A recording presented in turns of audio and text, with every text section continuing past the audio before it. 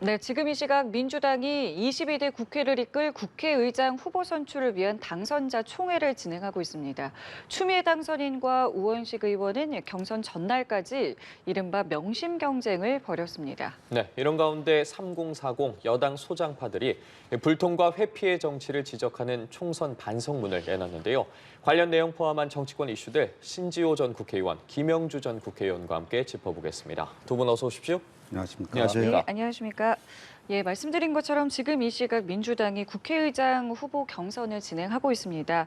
추미애 당선인과 우원식 의원, 사실은 전날까지도 이른바 이제 명심 경쟁에 대해서 계속해서 좀 이야기를 하면서 주력하는 모습이었는데요. 판세 좀 어떻게 보고 계세요? 글쎄요, 우리가 미리 판세를 얘기할 수는 없습니다만, 그동안에 조정식 의원이라든지 다른 의원님들이 사퇴를 했다든지, 예. 또 그런 부분들이 어쨌든 지금 민주당 분위기 자체가 강성 지지자의 분위기들을 이재명 대표가 반영하는 그런 분위기가 있기 때문에 우선 주도권을 어쨌든 추미애 당선인이 잡고 있는 건 아닌가라고 생각이 들고요. 일부 좀 불미스러울 정도로 말하자면 그 강성 지지자들이 우원식 후보에게 사퇴 요구를 했다든지 그런 부분은 볼상사나운 점이 있는데, 오히려 차라리 이렇게 끝까지 경선이라도 하게 되는 것이 오히려 막연하게 한 사람을 추대하는 것보다는 모양이 나쁘지 않다. 그런 생각을 갖고 있습니다. 지금 저희가 화면에도 보여드리고 있는데 저 명심이 나에게 있다라는 걸 계속해서 좀 언론을 통해서 네. 주장을 했잖아요. 네. 저 모습은 좀 어떻게 보셨습니까? 글쎄요, 사실은 좀 볼썽사나운 모습이죠. 국회의장이 되실 분들이 우리나라 국회를 그야말로 어떤 국회법이나 또 그 정해준 기준에 따라서 중립적으로 국회를 운영해서 앞으로 협치와 대화의 정치를 이끌겠다. 21대보다 더 나은 선진화된 국회를 만들겠다. 이렇게 포부를 밝혀야 되는데, 우선 추미애 후보부터가 국회의장의 중립 의무에 대해서 난 그렇지 않겠다라고 얘기하면서, 심지어는 이재명 대표의 대권 가도에 도움이 되겠다. 당에서는 일부러 예컨대 야당하고 싸움하는 국회의장 역할을 말하자면 추미애 의장한테 맡기겠다, 이런 정도 얘기까지 나오는 것은 전체 국민들이 보는 어떤 민심과 괴리가 있지 않나, 그렇게 보여지고요.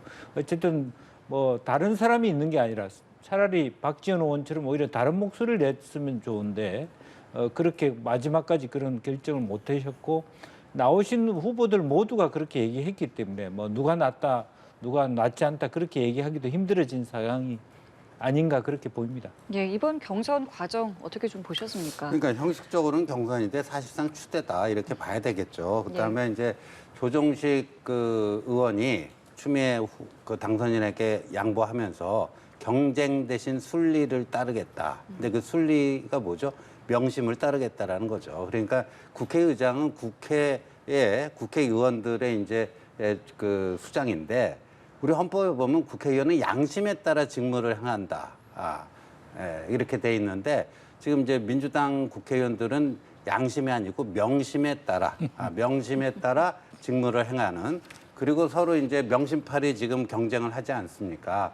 이거는 스스로 국가의전설 2위인 국회의장이 의전설 8위인 제1당 야당 대표의 하수인임을 자처하는 거니까요. 그렇고, 그래서 지금 어국추 아닙니까? 어차피 국회의장은 추미애다. 근데 이제 원내대표도 박찬대 후보가 단독 입후보에서 사실상 추대로 된 거고요. 예, 이것도 이제 오늘 이것도 사실상의 추대고, 그다음에 또 대명해갖고 또 대표는 이재명, 그것도 이제 추대니까 3연속 추대를 하니까 더불어민주당은 이제 더불어 추대당으로 당명을 바꿀 때가 됐다, 이런 생각이 듭니다.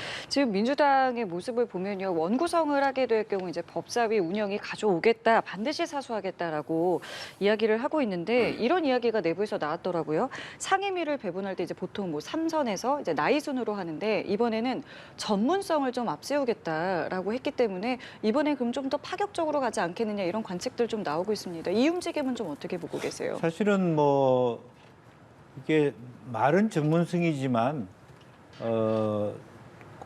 당 대표와 원내 대표가 선호하는 사람을 선택하기 위한 그런 어떤 명분이라고 봅니다. 이제 뭐 실제적으로 국회의원을 뽑을 때 전문성을 뽑는 것은 비례대표인데 비례대표 제도 안에 지금 현재 후보들이 전문성이 있는 사람이 별로 못 봤거든요. 사실은 그런 면에서는 참 22대 국회의 전문성이 얼마나 뛰어날까 이제 의심스러운 부분인데 어쨌든 말하자면 서열 파괴, 그다음에 기수 파괴 이런 것들이 있을 예정이고 또 최근에도 뭐 21대 국회에도 적지 않이 그런 부분이 있어 왔습니다. 이제 다선 의원 중심으로 아니라 조금 초재선도 그런 부분에 가까이 가는 부분이 있었기 때문에 아마 지난번 공천 과정 못지않게 상임위원장 선임에 있어서도 매우 뭐 일관된 좀 이재명 대표의 의중이 매우 강하게 들어가는 어떤 그런 선정이 있지 않겠나 그렇게 얘기드립니다. 근데 법사위원장은요, 이제 네. 18대 국회의 경우에 그 당시 그 민주당이 81석이었어요. 지금 그 국민의힘이 얻은 108석보다 무려 27석, 교섭단체 하나가 있고 없고의 그 차이인데 그때도 집권 여당이 한나라당의 법사위원장은 민주당에게 양보를 했습니다. 그게 국회의 오랜 전통이자 관행이었는데 그걸 깨겠다는 거 아닙니까? 그래서 지금 서로 하겠다고 지금 4사람이나 나와서 서로 법사위원장 경쟁을 벌이는데 이렇게 되면요, 법사위 하나로 끝나는 문제가 아니라 그러려면 그냥 아예 다 독식을 하는 게 낫다. 아마도 이제 국민의힘 내에서 뭐 법사위까지도 민주당이 갖고 가면은 다른 거 뭐 상임위원장 몇 개 한들 그게 무슨 의미가 있으리. 그래서 그냥 아예 다 갖고 가라. 뭐 이런 식의 것이 될 수도 있지 않는가. 이건 사실상 이제 국회를 그 전통과 관행을 깨고 독식하겠다라고 하는 선언이라고 봅니다. 만약에 그렇게 될 경우에는 지금 말씀하신 것처럼 원내대표도 그렇고요, 국회의장도 그렇고요, 뭐 상임위도 뭐 얼마큼 가져갈지는 모르겠습니다만은 명심이 계속 작용하게 됐을 경우에 22대 민주당은 어떤 모습이 될까요?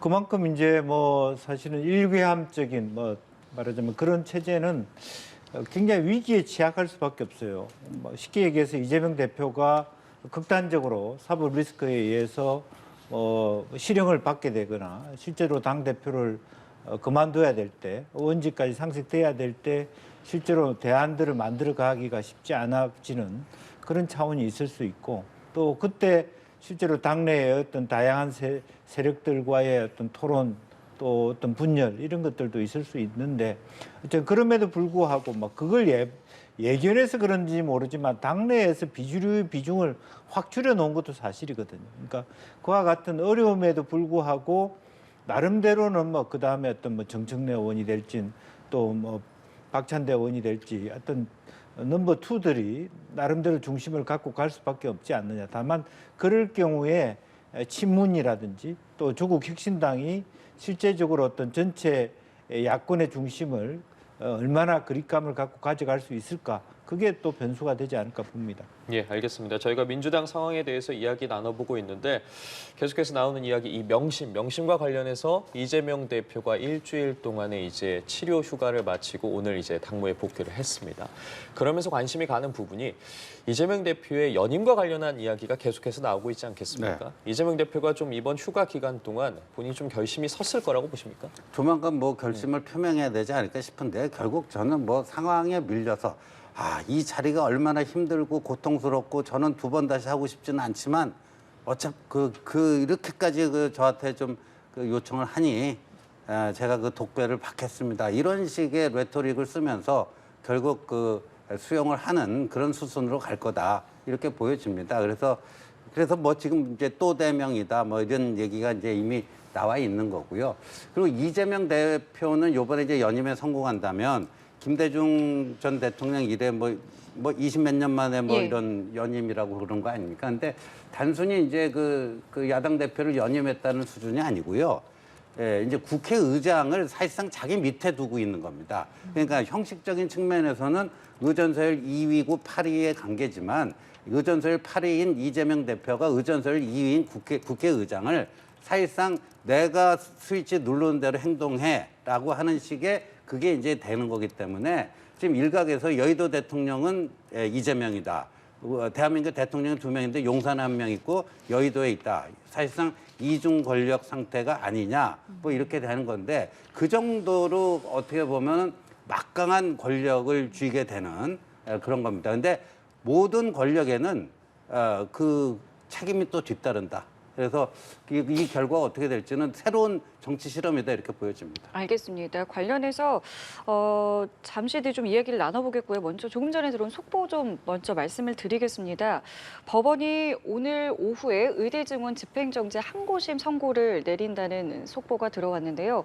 서울고법 관계자에 따르면 오늘 오후 5시쯤에 의대 증원 집행정지 결정이 있을 예정이라고 밝혔습니다. 네, 법원이 각 하나 기각 결정을 하게 되면 27년 만에 의대 증원 최종 확정이 초읽기에 들어가지만 인용을 하게 되면 이 정부의 내년도 의대 증원 계획에 제동이 걸리게 되는데요. 그 결과가 오후 5시에 나온다고 하니까요. 저희가 계속해서 이어지는 뉴스를 통해서 관련 소식은 전해드리도록 하겠습니다. 예, 자 이재명 대표가 일단은 당선자 총회에도 참석을 하면서 이제 모습을 드러냈는데 그 연임에 대해서 결단을 좀 내렸을 거라고 보세요?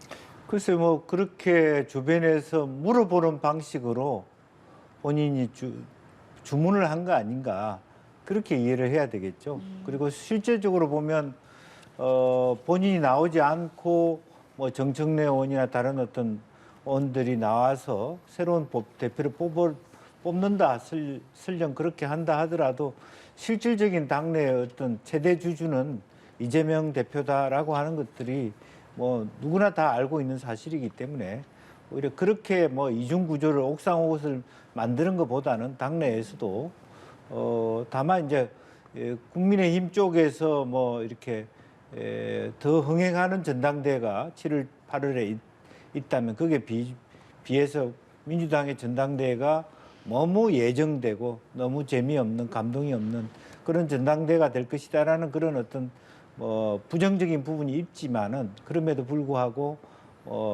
현재의 부분으로 봤을 때는 이재명 대표가 하는 것이 오히려 더 효율적이다.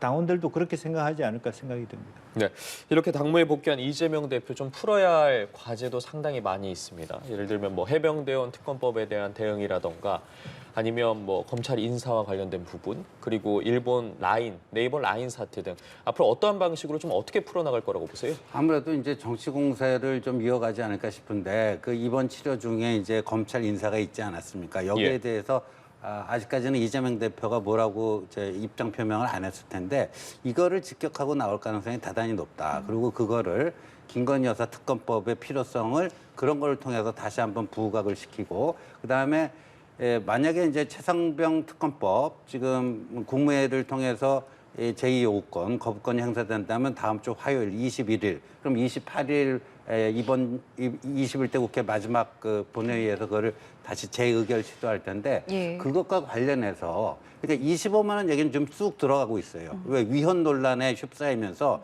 민주당 스스로 좀 발을 빼고 있는 형국이고요.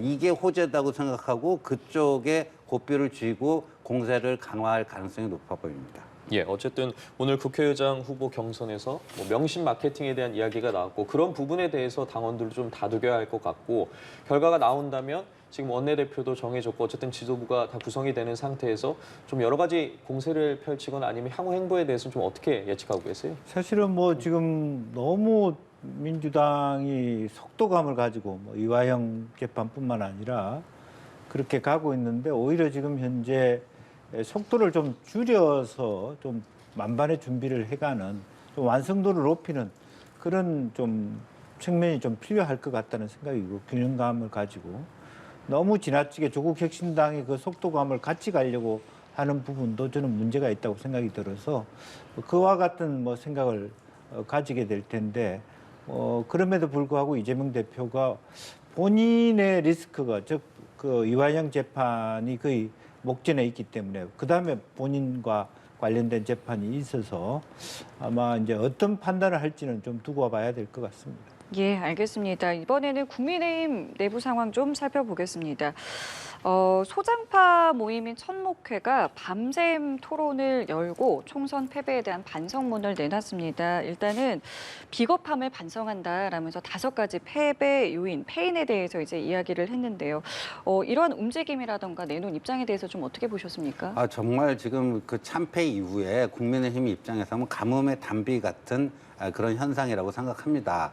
엄청난 패배를 당했음에도 불구하고 지금 당 내부를 보면은 뭐 있어서는 안 되는 일들이 막 발생을 하고 서로 못 믿어서 뭐 녹취록을 뭐 그 폭로를 하고 뭐 이런 것부터 시작해갖고 누구에게 손가락질하면서 너 때문에 진 거야 하면서 뭐 총선 백선 만들겠다 뭐 하겠다 이런 건데 정말 저 낙선자들 대부분이 이 예. 낙선자들이거든요. 낙선자들 위주, 수도권 낙선자들 위주, 그다음에 3040 정치인들이 저렇게 하는 거 보면은 그나마 이 당이 그래도 희망의 불씨는 살아있다 하는 걸 좀 보여주는 게 아닌가 싶고요. 제가 저기 참석한 참석자한테 직접 물어봤는데 네. 저기서 예를 들어서 뭐 김건희 여사 무슨 명품백 문제라든가 뭐 최상병 문제라든가 그런 거 왜 빠졌냐고 제가 물어보니까 네. 일단 수사 중인 사안이기 때문에 그거는 약간 좀 판단을 보류한 것 뿐이다. 또 이렇게 얘기를 하더라고요. 그래서 예. 저런 것들이 저분들만 그치는 게 아니라 당의 이 분위기를 좀 쇄신하고 지금 국민의힘에 필요한 건 저는 정풍운동이라고 봅니다. 그러니까 정풍운동의 어떤 그런 시발점이 됐으면 하는 생각이 듭니다. 국민들에게도 이 반성문이 좀 와 닿을 수 있을까요?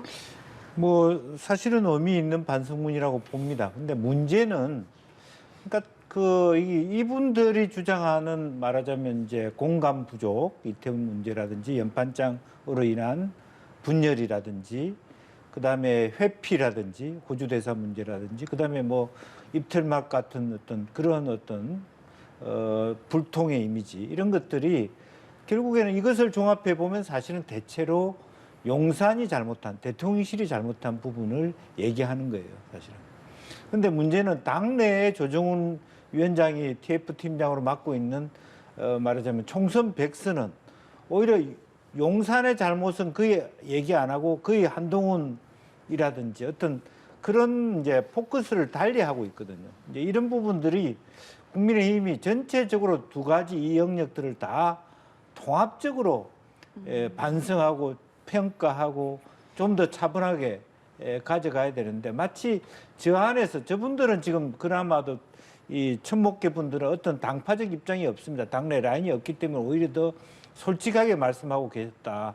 나는 저 반대로 즉 공감 영역을 넓히고 소통을 강화하고 회피하지 않고 책임지는 당이 된다 그러면 저는 굉장히 좋은 역으로 보면 지표이죠. 어떻게 꼭 뭐 청와대 대통령실의 문제뿐만 아니라 당도 그렇게 해야 되는 건 사실이기 때문에 그럼에도 불구하고 그것이 이제 반쪽짜리에 불과하게 될 경우에는 마지막에 가서는 그것이 또 하나의 입장에 따라서 둘로 갈려지는 그렇게 됐을 때 종합적인 평가가 안 되는 부분이 있기 때문에 조금 더 저분들과 또 혹은 TF팀들과 좀 더 긴 차원에서의 어떤 당의 재건 방안들을 논의하는 팀들이 있어야 되지 않냐 그렇게 보여집니다. 예. 어쨌든 이 천목회가 총선 패배에 대한 반성문을 내놓으면서 그 책임에 있어서 한동훈 전 비대위원장과는 어느 정도 선을 긋는 모습을 보였어요. 좀 입체적으로 원인을 분석해야 한다. 한 개인의 잘못이라기보단 이런 내용을 밝힌 바 있고 그리고 앞서 뭐 조혜진 의원 같은 경우에도 공개적으로 한동훈 전 비대위원장이 추출마를 해야 된다. 나서야 한다. 입장을 밝히지 않았습니까? 좀 당내에서 분위기가 좀 바뀌고 있다고 봐야 하는 겁니까?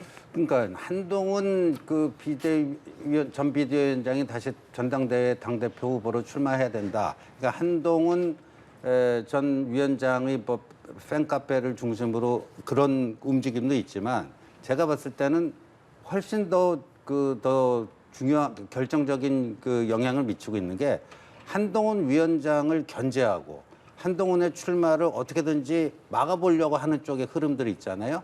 이게 뭐 홍준표 대구시장, 뭐 심평 변호사, 그다음에 뭐 총선 백서 작성해서 뭐 하려고 하는 거 여러 흐름들이 있지 않습니까? 근데 이 흐름들은 결과적으로 완전히 실패했다. 오히려 한동훈 띄우기, 한동훈 때리기가 결과적으로는 한동훈 띄우기로 바뀌어버렸다. 그러니까 그분들이 이렇게 평가해보면 정치적으로 하수였던 거예요. 그 한동훈 때리게 하면 조금이라도 무슨 상책이라도 줘야 되는데 오히려 그 한동훈 치어리더가 됐다. 뭐 이런 식의 되면서 그러니까 뭐냐면은 한동훈을 대체할 대한 리더십에 대한 아무런 그 비전과 그걸 보여주지 못했기 때문에 오히려 한동훈을 때리면 때릴수록 한동훈 등판론에 힘을 실어주는 지금 당내에 그런 그 메커니즘이 형성이 됐고 이게 쉽게 바뀔 것 같지가 않습니다.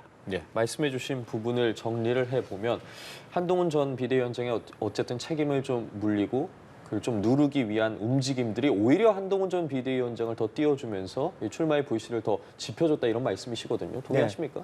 뭐 어쨌든 결과적으로 한동훈 개인의 어떤 뭐 의지에 비해서 실제로 환경이 그런 환경, 즉 역설적으로 보면 안에 계시는 나경원, 안철수, 유승민 이런 분들이 실제적으로 당원들의 입장에서 조희진 의원도 그런 말씀을 했지만 민주당이 저렇게 뭐 어쨌든 방법이 어찌됐든 일사불란하게 강한 공격을 했을 텐데 그들의 공격에 맞서 싸울 만한 어떤 뭐 지장이든 덕장이든 용장이든 한동훈을 제외했을 때 눈에 썩 들어오는 사람이 없다라는 부분 그런 부분이 있는 거죠. 이제 그렇기 때문에 조희진 의원도 그분들의 역량은 이미 당원들이 알고 있다.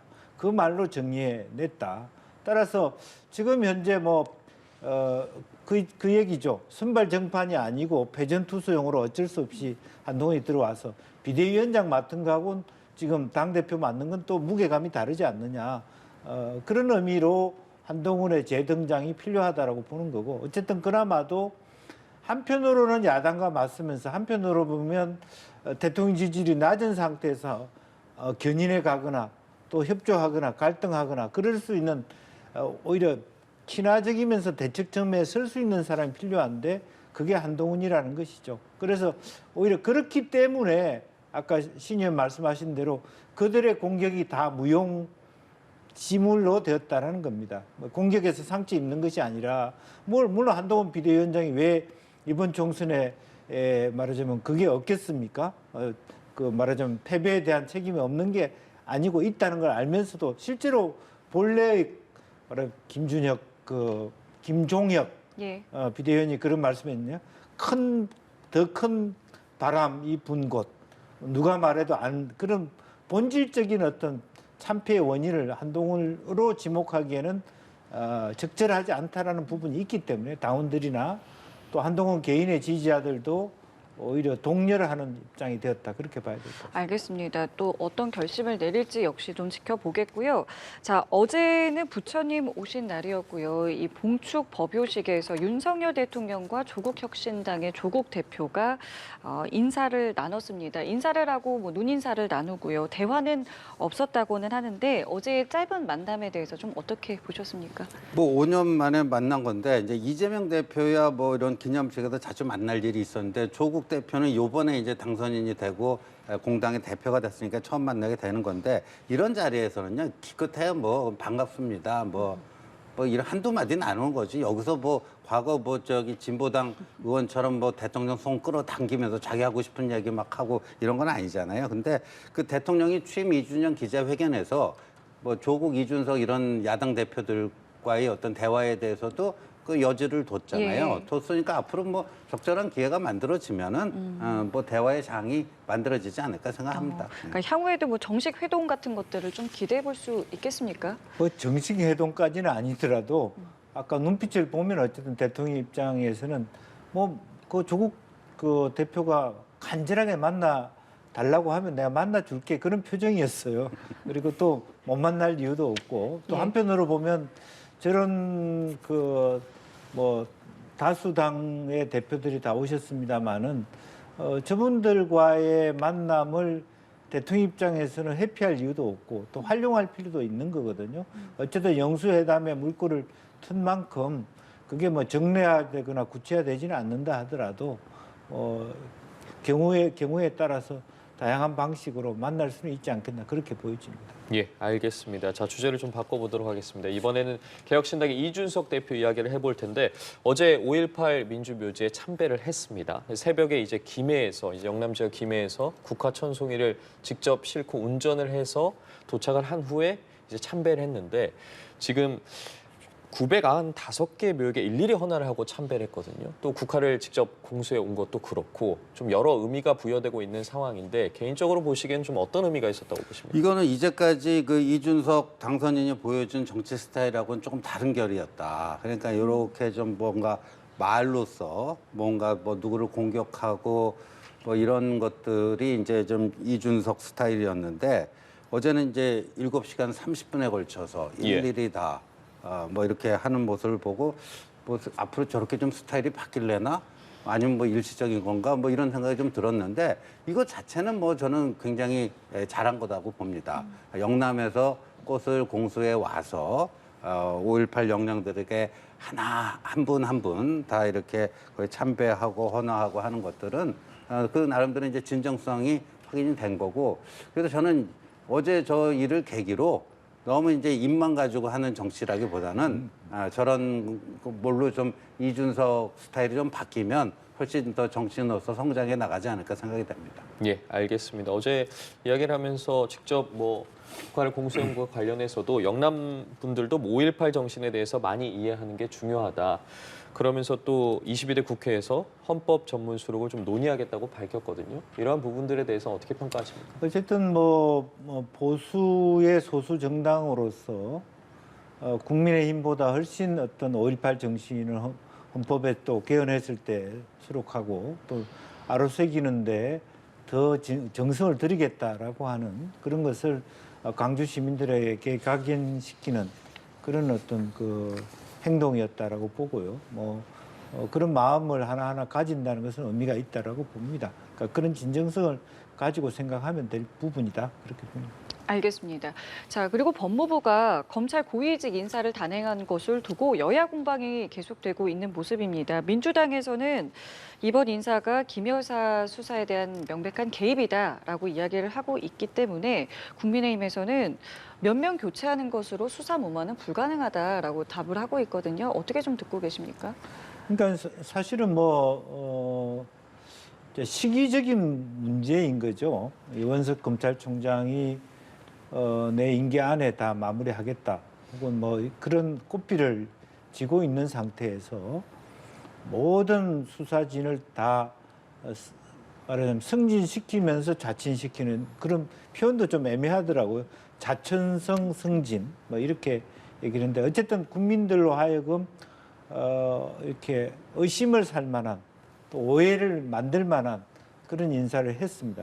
그러니까 그 실제적으로 보면 물론 이제 법무부 장관 이후에 교체한 이후에 또 혹은 총선이 있었기 때문에 당연히 있어야 될 인사가 수년된 것이다 그렇게 얘기할 수 있습니다만은 이제 그럼에도 불구하고 우리가 뭐 7초간의 검찰총장의 침묵이 이번 인사의 부당성 혹은 본인들하고 본인과의 소통의 부족을 표현했다 그렇게 볼 수 있거든요.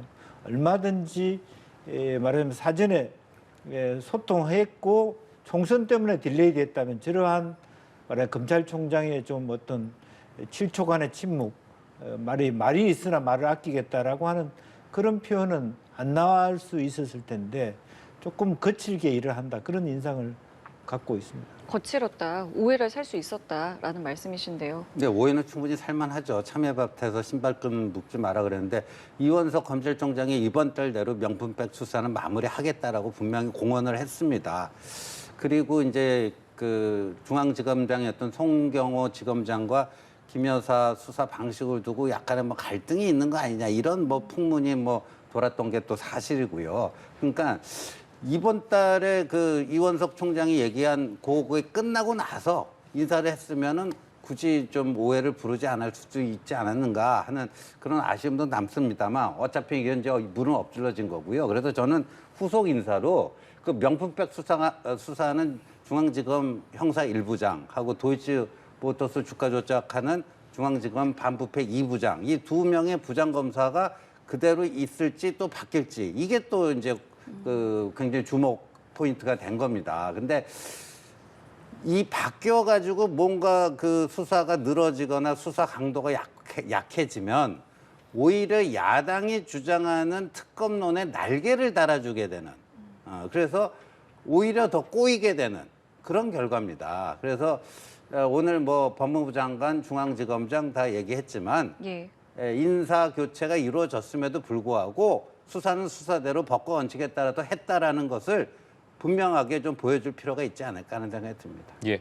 그리고 오늘 첫 출근한 이창수 신임 서울중앙지검장도 김건희 여사 관련 수사에 대해서 지장이 없도록 좀 필요한 모든 조치를 하겠다고 했거든요. 네. 그렇다면 말한 이 필요한 모든 조치에 김건희 여사 소환 조사의 가능성도 담겨 있는 것인지 어떻게 보고 계세요? 그래서 뭐 소환의 방법이 서면 조사도 있고 또 출장 조사도 있는 거잖아요. 꼭 오셔야 되는 건 아니잖아요. 이제 그런 부분에 대해서 국민들도 나름대로 그래도 영부인에 대한 예우라는 것이 있을 수 있기 때문에 방법이 어찌 됐든 서면 조사가 됐든 출장 조사가 됐든 가서 조사를 하는 것을 빨리 보여주고 제가 이제 여러 가지 듣기로도 어쨌든 이번 인사 혹은 현 정권에서의 윤석열 검찰총장에 대한 불만은 어쨌든 수사가 너무 지리멸렬하게 늦어진다라고 하는 데 대한 일정의 어떤 문제성 어떤 조치다 이런 얘기도 들리거든요. 어쨌든 그런 얘기를 하면 차라리 이번 인사를 통해서 모든 분야의 수사가 빨리빨리 진행되기를 바란다. 뭐 어차피 인사는 이루어진 것이고 그것에 대한 부당성을 얘기하기보다는 김건희 여사든 뭐 이재명 대표에 대한 것이든 뭐 이화영 대표에 대한 것이든 간에 대장동건이든 간에 조속한 수사로 마무리하는 것이 뭐 누구한테 유불리를 떠나서 그렇게 수사를 함으로써 이번 수사가 김건희 여사를 방탄하기 위한 인사이동이 아니다. 그런 것을 자기 스스로 꼭 반증해야 된다고 봅니다. 네, 향후 좀 조사가 어떤 방향으로 흘러갈 거라고 보세요? 좀 비슷한 생각인데요. 그런 오해를 야당 측으로부터 받고 있기 때문에 더 부담이 생긴 게 사실입니다. 그러니까 전임 송경호 지검장이 이렇게 처분하고 나갔으면은 그걸로 끝날 수도 있는 문제를 신임 이창수 지검장이 똑같은 처분을 했을 때 오히려 그게 바뀌었기 때문에 약한 처분을 한 게 아니냐 이런 또 다른 불씨를 만들 가능성이 있거든요. 그래서 굉장히 어떻게 보면 지금 더 부담이 조금 더 커진 건데 이럴 때일수록 그냥 좌고우면하면 안 됩니다. 좌고우면 안 되고 정말 여기서 삐끗하면요 검찰이 뭐 윗선 눈치 보고 삐끗하고 그러면은 야당의 특검론에 그야말로 날개를 달아주고 검찰 수사로는 도저히 안 되니까 이제 특검이 마지막 방법이 된다. 국민 여론 지지를 더 높여주는 결과를 낳을 수밖에 없거든요. 그래서 좀 강도 있게 저는 수사에서 신속하고 강도 높은 수사를 할 수밖에 없는 상황이 됐다 이렇게 봅니다. 예, 자 끝으로 이 내용도 좀 살펴보겠습니다. 앞서 신지호 의원께서 앞으로 이제 이재명 대표가 이 특검, 그러니까 해병대원 특검법에 대한 좀 공세를 강화하지 않겠느냐 이런 전망을 해주셨는데 실제로 지금 민주당 안에서 VIP 경로설 이 부분을 좀 거론하면서 상당히 계속해서 좀 압박을 하고 있는 모양새입니다. 이 부분 뭐 글쎄요 다음 주 화요일 뭐, 정도면은 VIP 어떻게 얘기가 경로설이라는 건 더 들어가면 어쨌든. 대통령께서 이 부분에 대한 개입을 했다. 네. 그런 주장을 뭐 야당이 하고자 하는 것인데 어쨌든 이준영 기자회견에 대통령께서 조금 아쉬웠던 점은 공수처 수사를 지켜보자라고 했는데 기간을 선정하지 않았다는 게 좀 아쉬워요. 왜냐하면 이 사건이 작년 7월에 있어서 여러 가지 통신 기록이 1년 이후에 보존하지 못한다 그러면 6월 말까지 내가 지켜보겠다.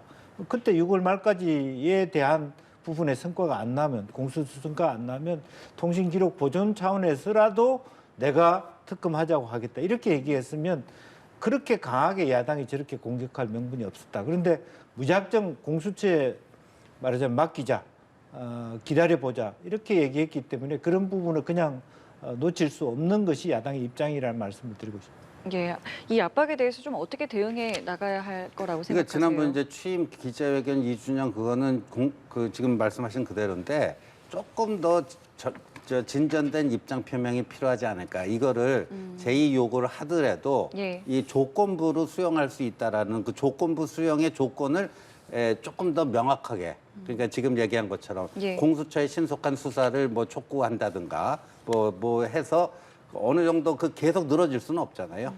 그런 뭐가 있어야 되지 않을까 하는 생각이 듭니다. 예, 알겠습니다. 오늘 지금 치러지고 있는 민주당 국회의장 후보 경선부터 여러 정치권 이슈들 대해서 다뤄봤습니다. 신지호 전 국회의원, 김영주 전 국회의원과 함께했습니다. 도움 말씀 고맙습니다. 감사합니다.